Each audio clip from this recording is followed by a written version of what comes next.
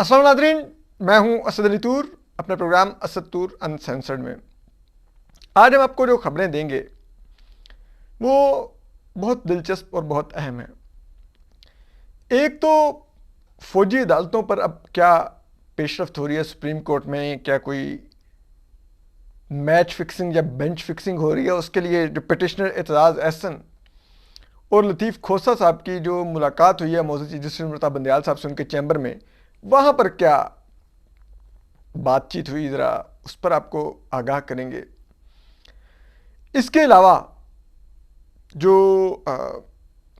असद उमर साहब हैं और शाह कुरैशी साहब हैं, वो आज किस बात पर उनकी बेल कैंसिल हुई और वो उस बेल कैंसिल होने पर क्यों अदालत से फरार हुए, और जो इन दोनों की पोजीशन है वो पीटीआई में क्या है, ज़रा ये आपको बताएंगे अंदर की कहानी के दोनों क्या कर रहे हैं आजकल। और इसके अलावा जो आपको तीसरी जो हमारे पास बड़ी दिलचस्प बात है वो है, हम करेंगे आज ज़रा मारूफ एंकर कामरान खान और मारूफ तज्जियाकार इरशाद भट्टी के ऊपर भी कि किस रंग बदलता है आसमां कैसे कैसे। तो आपको पता है कामरान खान साहब एक मारूफ फौजी टाउट हैं, जबकि उसके अलावा वो मलिक रियाज के भी पैरों में बैठ के दुम हिलाते हैं। जो नहीं, वो सबसे बड़ा पाकिस्तान का कब्ज़ा माफिया, हराम की कमाई से ज़मीनों पर कब्ज़े करने वाला, जिसकी हराम की दौलत और कब्ज़े को कराची में गरीबों की ज़मीन पर कब्ज़े को वो जस्टिस शेख अजमत सईद ने हलाल करार दिया था सुप्रीम कोर्ट में। तो वो मलिक रियाज के जो पूडल हैं कामरान खान साहब, आपको मालूम है उन्होंने नवंबर के शुरू में ट्वीट्स की थी कि army chief general Asim Munir को, उस वक्त अभी लेफ्टिनेंट जनरल थे और चीफ की रेस में थे, तो उन्होंने ट्वीट की थी कि कोई ज़रूरत नहीं है इनको चीफ तैनात करने की, तो बेहतर है कि वज़ीर आज़म शहबाज शरीफ चुप करके जो दो सीनियर लोग हैं, यानी कि जनरल साहिर शमशाद मिर्ज़ा और जनरल अज़हर अब्बास, इनको चीफ लगाएं और मुल्क आगे चले और ये हो और वो हो। जनरल आसिम मुनीर की सूरत में बहुत तनाज़ात हैं, ये है वो है, ठीक है। तो अब माशाल्लाह वो जनरल आसिम मुनीर के आर्मी चीफ तैनात होने के बाद वो आज क्या ट्वीट कर रहे हैं। अज़्म मुसम्मम पाकिस्तान को माशी तरक्की की शाहराह पर डालना, आज पाक फौज की निगरानी और मुआवनत में पाकिस्तान की इक़्तिसादी बहाली का वसी मनसूबा तरतीब दे दिया गया है। उस मनसूबे के लिए एक स्पेशल इन्वेस्टमेंट फैसिलिटेशन कौंसल मुल्क में ज़रई, आईटी, दिफाई पैदावार, मादनियात, कानकुनी तवानाई के शोबों में अरबों डॉलर्स की मुतवक्का सरमायाकारी के लिए वन विंडो ऑपरेशन यकीनी बनाएगी। ये पाकिस्तान की इक़्तिसादी बहाली का मंसूबा जल्द शुरू होने वाला है। और इसके साथ उन्होंने army chief general Asim Munir की तस्वीर लगाई हुई है, जिनकी वो आर्मी चीफ तैनाती के खिलाफ ट्वीट्स करते रहे हैं। तो असल में कामरान खान साहब बड़े मुस्तकिल मिजाज बूट पॉलिश हैं। हम पहले ही आपको कहते थे कि कामरान खान साहब का जो वल्दियत का खाना है, वहाँ पर किसी एक जर्नैल का नाम नहीं लिखा हुआ, वहाँ पर ओहदा लिखा हुआ है आर्मी चीफ, ठीक है। और अगर आप इनका डीएनए करवाएं तो वो भी कहीं हो सकता है खाकी रंग का लिखा हुआ आ जाएगा जी, इनके डीएनए में खाकी वो पाया गया है। और बात यह है कि अब आप देखिए कि ये पहले इमरान खान साहब के लिए और जनरल कमर बाजवा के ट्वीट्स करते थे कि दोनों ने हाथों में हाथ डाल के पाकिस्तान की तरक्की को आगे बढ़ाने के लिए साथ चल रहे हैं और ये एक सही हाइब्रिड और असल निज़ाम है पाकिस्तान की तरक्की के लिए। अब ये जनरल आसिम मुनीर के लिए ये ट्वीट्स कर रहे हैं। तो बंदे को इतना कॉन्फिडेंस वैसे ना होना चाहिए कि आप इस लेवल के बेशर्म होना, इस लेवल के गैरत से यारी इंसान हो اس لیول کے آپ نیچ ہوں، ٹھیک ہے، کہ آپ کا اوڑھنا بچھوڑنا پیسہ ہو، پیسے کی لالچ ہو، نہ آپ کا کردار ہو، نہ ضمیر ہو، نہ آپ کا خاندان ہو، نہ آپ کا خون اچھا ہو، تو پھر آپ کامران خان بنتے ہیں. پھر آپ کے پاس کراچی میں 1.5 ارب کا ڈی ایچ اے میں بنگلہ آتا ہے، پھر آپ کے سٹاک مارکیٹ میں اربوں کی انویسٹمنٹ ہوتی ہے، پھر عقیل کریم ڈیڈی اور عارف حبیب جیسے آپ کے یار ہوتے ہیں، اور ملک ریاض کے آپ پیروں میں جا کے لیٹتے ہیں. یہ اس طرح آتا ہے، ایسے نہیں آتا. ٹھیک ہے ناظرین، تو یہ آپ کو سمجھنا ہوگا ان کے لیول کو ٹچ کرنے کے لیے. ٹھیک ہے، پھر اب دوسرا جو تھا وہ ارشاد بھٹی صاحب کو آج میں سن رہا تھا 7 بجے رپورٹ کارڈ میں. موصوف اسد عمر اور شاہ محمود قریشی کے اوپر شدید تنقید کر رہے تھے کہ دونوں کورٹ سے بھاگ گئے اور دونوں نے پارٹی بیانیے کو، عمران خان کو اکیلا چھوڑ دیا مشکل وقت میں. اس میں خصوصاً وہ اسد عمر کا ذکر کر رہے تھے اور کہہ رہے تھے کہ یہ اسد عمر کو ایسا کیا ہوا کہ 9 مئی سے پہلے تو وہ کچھ اور کہتے تھے، اور 9 مئی کو جو ہوا اس دن بھی ان کو احساس نہ ہوا، 10 مئی کو احساس نہ ہوا، 11 کو نہ ہوا، ان کو ہفتے ڈیڑھ بعد احساس ہوا کہ ملک کے ساتھ کیا ہو رہا ہے اور عمران خان نے کیا غلطی کی ہے، اور یہ اور وہ. انہوں نے بڑی کلاس لی ہے اسد عمر صاحب کی. چلیں بھٹی صاحب، اسد عمر صاحب تو چلیں 9 مئی کے بعد انہوں نے بڑا، جسے کہتا ہے نا، منافقت دکھائی، دھوکہ دیا اپنی پارٹی لیڈر کو. ٹھیک ہے، موقع پرست نکلے. ٹھیک ہے، چھوڑ گئے عمران خان کو. حضور آپ نے کیا کیا ارشاد بھٹی صاحب؟ آپ بھی تو اسی عمران خان کی مالا جپتے تھے، آپ بھی تو عمران خان کو ہی معذرت کے ساتھ اسکرین کے اوپر ابو بنائے بیٹھے تھے اپنا. ٹھیک ہے، ایک پورا سپاس نامہ جو آپ کو واٹس ایپ کیا جاتا تھا، آپ نے وہ نوٹس لیے ہوتے تھے اور آپ اسکرین پہ بیٹھ کے پڑھتے تھے، فلاں نے یہ کیا جی، اس میں یہ ہوا تو اس وقت نواز شریف کہا تھا جی، انہوں نے فلاں لوٹ کر لگا دیا، زرداری نے فلاں کر دیا، فلاں. پورا رپورٹ کارڈ میں 2 منٹ کا ہر کوشچن کے اوپر آپ ایک وہ سپاس نامہ پڑھتے تھے ان کی شان میں.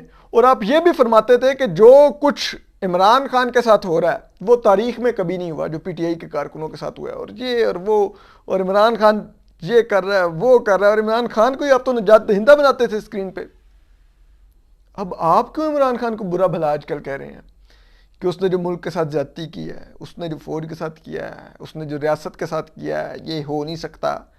آپ نے کس لیے کیا بھٹی صاحب؟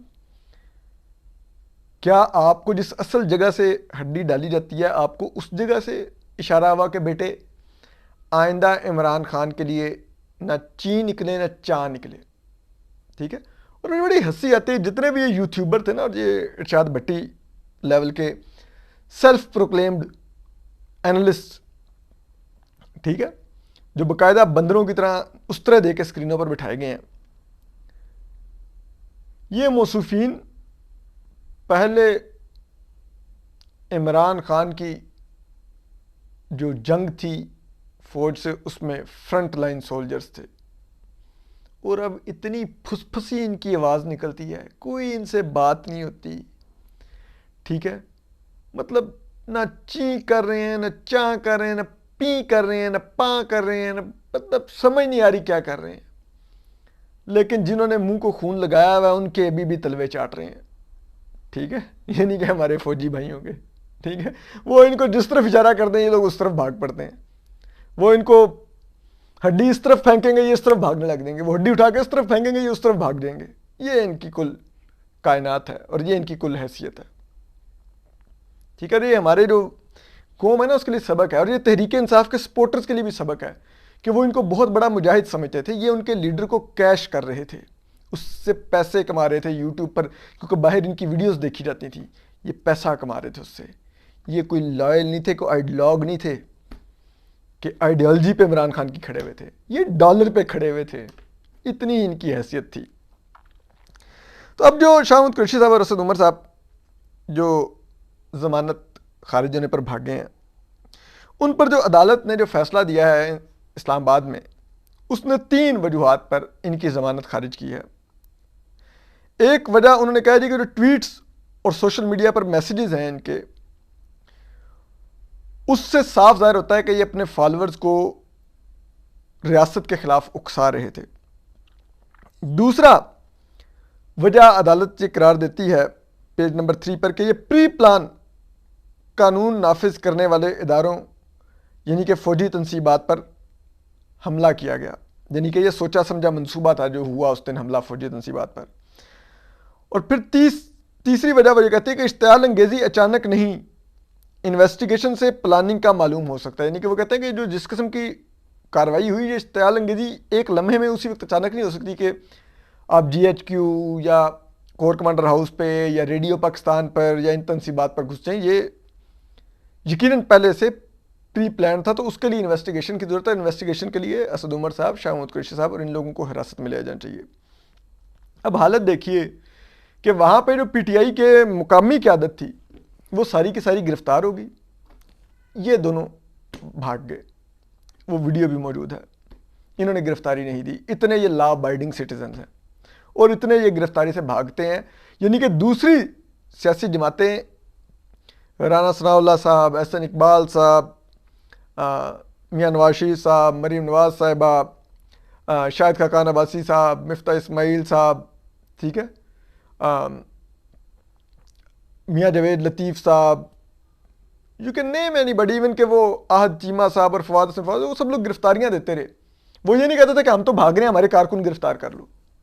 یہ واحد پارٹی ہے جس کے کارکن جیلوں میں سڑ رہے ہیں، فوجی عدالتوں میں لے جائے جا رہے ہیں، ان کو کوئی بچانے والا نہیں ہے، ان کی کوئی ملاقات کروانے والا نہیں ہے، اور لیڈرشپ بھاگتی پھر یہ کہ میں نے جیل نہیں جانا، ٹھیک ہے۔ اور مجھے اس لیے بھی اسد عمر صاحب اور ویسے شاہ محمود قریشی صاحب کے بھاگنے پر اعتراض نہیں ہے کہ ان کا لیڈر عمران خان بھاگتا پھر رہا ہے، تو یہ تو بیچارے اس کی سنت پر عمل کر رہے ہیں اپنے لیڈر کی۔ آپ دیکھیے وہ جو کل ناصر اقبال صاحب نے واقعہ سنایا، that was an eye opener کہ عمران خان صاحب اسلام آباد ہائی کورٹ میں چیف جسٹس کا جو سیکٹری ہوتا ہے اس کے آفس میں اس کا واش روم یوز کرنے گئے، اور واش روم یوز کر کے نکلے تو دو لوگ سیکٹری کے کمرے میں آئے جو لا اینڈ جسٹس ڈپارٹمنٹ کے تھے، اور وہ سیکٹری سے بات کر رہے تھے کہ ہم نے چیف جسٹس سے فائل پر دستخط لینے ہیں۔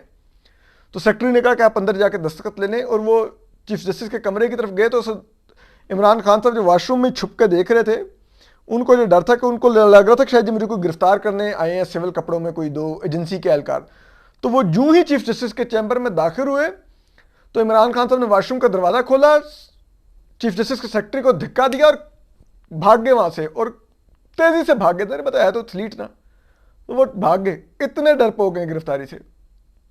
تو پھر یہ بیچارے بھاگ گئے تو کیا ہو گیا، ٹھیک ہے، یہی ہے نا، پولیس ہمیں مارے گی تو انقلاب کہاں آئے گا، کیسے آئے گا؟ ہمارے لیڈر کو آگے پیچھے دائیں بائیں سے دھکے لگ رہے ہیں تو انقلاب کیسے آئے گا؟ تو وہ یہی ہو رہا ہے، انقلاب نہیں آ رہا۔ پھر آخر میں جو اب اہم خبر ہے وہ یہ ہے کہ آپ کو پتہ ہے اب تک 70 سے زیادہ پی ٹی آئی کے کارکن ملٹری کورٹس میں ٹرائل کے لیے لے جائے جا چکے ہیں، ٹھیک ہے، وہ ٹرائل ابھی شروع نہیں ہوا لیکن ان کے مقدمات ٹرانسفر کر دیے گئے ہیں اور فوجی حکام کے حوالے کر دیے گئے ہیں۔ اس کے علاوہ بھی سینکڑوں ہزاروں پی ٹی آئی کے کارکن اس وقت بھی جیلوں میں بند ہیں، رہنما بھی درجنوں کی تعداد میں بند ہیں، اور ان میں سے بھی بہت سو کے مقدمات آنے والے دنوں میں فوجی عدالتوں میں منتقل کیے جا سکتے ہیں۔ تو اب اس کے خلاف آپ کو پتہ ہے ملک بھر میں ایک بڑا رد عمل آ رہا ہے۔ میں تو خود اصولی طور پہ سویلینز کے فوجی عدالتوں میں اور سیاسی کارکنوں کے فوجی عدالتوں میں ٹرائل کا مخالف ہوں، میری ڈے 1 سے پوزیشن ہے اور میں اس پوزیشن پہ آج بھی قائم ہوں۔ تو اب ہوا یہ ہے کہ اس کے خلاف آپ کو پتہ ہے پٹیشنز آ رہی ہیں، پی ٹی آئی نے بھی پٹیشن کی ہے، سول سوسائٹی نے بھی پٹیشن کی ہے، اعتزاز حسن صاحب نے بھی پٹیشن کی ہے وایا لطیف کھوسا صاحب، اور اب اس میں پٹیشن جو کی ہے سب سے بڑی، جو میری نظر میں سب سے اہم ہے، وہ سابق چیف جسٹس جواد خواجہ صاحب نے بھی اس میں پٹیشن کیا کہ سویلینز کا ملٹری کورٹس میں ٹرائل نہ کیا جائے۔ ایک تو انہوں نے کہا ہے، دوسرا انہوں نے عدالت سے کہا ہے کہ ملٹری کورٹس میں سویلین کے ٹرائل کو ان کانسٹیٹیوشنل اور ان لافل قرار دیا جائے، یعنی کہ غیر آئینی اور غیر قانونی قرار دیا جائے۔ تیسرا انہوں نے کہا ہے کہ عدالت حکم دے کہ جو لوگ گرفتار کیے گئے ہیں ان حملوں میں، جو 9 مئی کو کیے گئے پی ٹی آئی کے جتھوں کی طرف سے، وہ کہتے ہیں کہ یہ معافی کے مستحق نہیں ہے، لیکن ان کے مقدمات فوجی عدالتوں کے بجائے عدالت حکم دے کہ سول حکام کے حوالے کیے جائیں اور سول کرمنل کورٹس میں چلائے جائیں۔ یہ انہوں نے عدالت سے استدعا کی ہے، لیکن اس میں سب سے دلچسپ جو چیز ہے وہ آج اعتزاز احسن صاحب اور لطیف کھوسا صاحب نے معزز چیف جسٹس مرتضیٰ بندیال صاحب سے ان کے چیمبر میں ملاقات کی ہے. ٹھیک, 2 روز قبل لطیف کھوسا صاحب اور عمران خان صاحب کی ملاقات ہوئی تھی, وہ بھی پٹیشنر ہیں. ٹھیک ہے, اور آپ کو معلوم ہے کہ اب عمران خان صاحب کی جو پی ٹی آئی کی جو پٹیشن تھی ملٹری کورٹس کے اگینسٹ, اس پر رجسٹرار آفس نے اعتراضات لگا کر واپس کر دیا تھا. لیکن سول سوسائٹی اور اعتزاز احسن صاحب کی پٹیشن پہ ابھی تک اعتراض نہیں لگا تھا. اب جو پٹیشنر ہیں وہ جا کے معزز چیف جسٹس مرتضیٰ بندیال صاحب سے چیمبر میں ملاقات کرتے ہیں. وہاں پر ذرائع یہ بتاتے ہیں کہ اس کیس پر گفتگو ہوئی. ٹھیک ہے, اس گفتگو کے بعد ان کی پٹیشن کو نمبر لگ گیا. نمبر لگنے کا مطلب ہوتا ہے کہ پٹیشن ایکسیپٹ ہوگی اور اب وہ سماعت کے لیے مقرر کی جائے گی. یہ اس کا ان ادر ورڈز مطلب ہوتا ہے. تو اب چیز یہ ہے کہ یہ کس قسم کی پاکستان کی سپریم کورٹ ہے. کہ پاکستان کے دیگر جو غریب سائلین ہوتے ہیں جو عدالت میں دھکے کھاتے ہیں, کیا ان کو بھی یہ حق ہے کہ وہ اپنے وکیل کے ساتھ جا کر چیف جسٹس سے چیمبر میں ملاقات کریں اور اپنا کیس فکس کروائیں؟ کیا یہ ان کو سہولت دی جائے گی؟ کیا وہ انسان نہیں ہے؟ وہ صرف کیونکہ پریولیج کلاس سے نہیں ہے تو ان کو یہ خصوصی وہ فیور نہیں دی جائے گی؟ کیوں معزز چیف جسٹس مرتضیٰ بندیال صاحب, آخر کیوں؟ اور آپ دیکھیے کہ یہ کتنا بڑا المیہ ہے پاکستان کے عدالتی نظام کا, یہ کتنا بڑا ہمارے لیے یہ شرمندگی کی بات ہے کہ یہاں پہ غریب سائلین بھٹکتے ہیں. پاکستان کی سپریم کورٹ میں مقدمات کی جو زیر سماعت ہیں اور ابھی تک پینڈنگ ہیں, سپریم کورٹ میں صرف ان کی تعداد 54,000 سے اوپر چلی گئی ہے. معزز چیف جسٹس مرتضیٰ بندیال صاحب جب آئے تھے تو وہ 50,000 سے نیچے جا چکی تھی زیر سماعت مقدمات کی تعداد. چیف جسٹس مرتضیٰ بندیال صاحب کے دور میں 5,000 مزید بڑھ گئے, کیونکہ ان کو تو عمران خان صاحب کی پٹیشنیں سننے, یہ پی ٹی آئی کی سننے, حکومت کی آئینی ترامیم کو اڑا لیں, وہی ان کو نہیں جا رہا. ٹھیک ہے, اور ایسے میں جبکہ وہ 54,000 سائلین بھٹک رہے ہیں انصاف کے لیے در بدر, پتہ نہیں ان میں سے کتنے جیلوں میں سڑ رہے ہیں بے گناہ. کئی ہمارے یہاں سامنے مقدمات لگ رہے ہیں جن کے جو اکیوز تھے بیچارے وہ جیل کے اندر وفات پا چکے ہیں, لیکن ان کی ضمانت نہ ہو سکی کیونکہ عدالت میں ان کی پٹیشن سماعت کے لیے مقرر نہیں ہوئی. لیکن اب اعتزاز احسن صاحب نے ملاقات کر کے اور لطیف کھوسا صاحب نے ملاقات کر کے اپنا کیس لگوا لیا. کیا چیف جسٹس مرتضیٰ بندیال صاحب کو پٹیشنرز سے ملاقات کرنی چاہیے؟ کیا اس کے بعد معزز چیف جسٹس مرتضیٰ بندیال صاحب خود یہ مقدمہ سننے کے اہل رہ گئے ہیں؟ کیا اب وہ مقدمہ سنیں گے تو ان پر جانبداری کا سوال نہیں اٹھے گا؟ کیا اس کے بعد انصاف ہوتا ہوا نظر آئے گا اگر انصاف ہوا بھی تو چیز یہ ہے کہ یہ پاکستان کا عدالتی نظام ہے, اور اس کے بعد پھر کیا کسی کو انصاف مل رہا ہے اور کسی کو کیا ان عدالتوں پر اعتماد ہونا ہے. اور یہ پہلی دفعہ نہیں ہو رہا, یہ اس عدالت میں معزز چیف جسٹس مرتضیٰ بندیال صاحب ایون کہ جس ثاقب نثار صاحب کے دور سے یہ گیم سیٹ ہوئی تھی کہ پراکسی پٹیشنر پٹیشن کریں گے کسی بھی اہم مسئلے پر اور عدالت ٹیک اپ کر لے گی, اور پھر اس کے پر عدالت جو ایک مائنڈ بنا کے بیٹھی ہوتی تھی وہ فیصلہ کھیلے گی.